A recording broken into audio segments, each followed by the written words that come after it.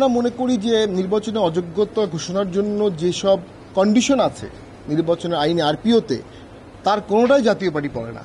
যদি জাতীয় পার্টি নির্বাচনে অযোগ্য ঘোষণার ক্রাইটেরিয়ায় না পড়ে তাহলে জাতীয় পার্টিকে কেন নির্বাচনে অযোগ্য ঘোষণা করা হবে? আর নির্বাচন মানেই তো সকল দলের অংশগ্রহণ, বহু মত বহু দল। জাতীয় পার্টিকে নিয়ে যে নিষিদ্ধ করার দাবি তোলা হচ্ছে, আমি এটা খুব দুঃখজনক।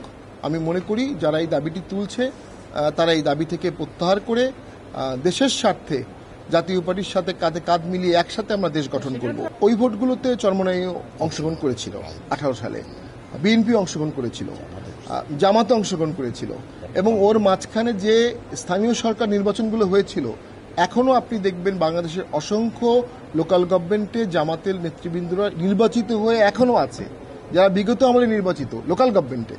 তাহলে লোকাল গভর্নমেন্টে অংশগ্রহণ করেছেন কিন্তু 24 সালের জাতীয় নির্বাচনে অংশগ্রহণ করেননি। বিষয়টি আমি মনে করি অবশ্যই আমাদেরকে দোষ দেওয়ার কিছু নাই। আমরা ভোটে অংশগ্রহণ করেছি, অন্যরাও করেছে।